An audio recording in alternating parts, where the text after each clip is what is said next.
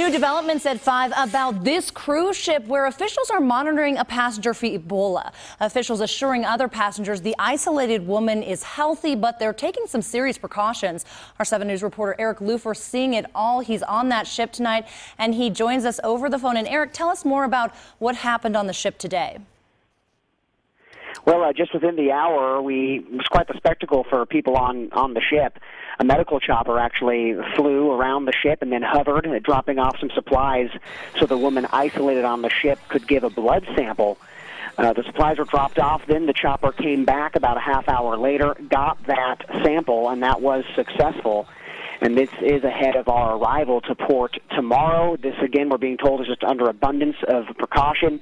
We're also being told that the woman is still completely healthy. That's what the captain told us, and they still say we have nothing to worry about. And Eric, you might not know the answer to this question, but any word on why they didn't just take the woman off of the ship instead of just those samples? You know, when I was tweeting, a lot of people have been asking me that on Twitter. You know, why didn't they just take her? We haven't been told why. And maybe the chopper is too small. Maybe they're still being precautious. They don't want her to actually go on shore just yet until they get that sample. That's a question that everybody is still trying to get answered.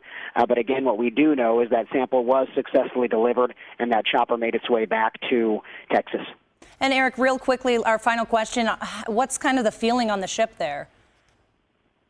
Well, you know, the video that I shot, you could maybe see the person in the chopper was actually waving at everybody on the top deck of the boat, and they were screaming and having fun with their drinks, and music was playing in the background. So it's still a party on the boat.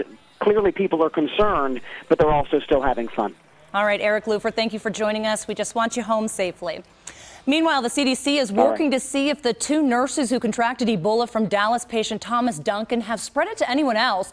Both the nurses are battling the virus in specialized isolation units, one at the Emory Hospital in Atlanta, the other in Maryland at the National Institutes of Health. The 75 other healthcare workers involved in Duncan's treatment are still being monitored. They've been told to avoid public places and public transportation.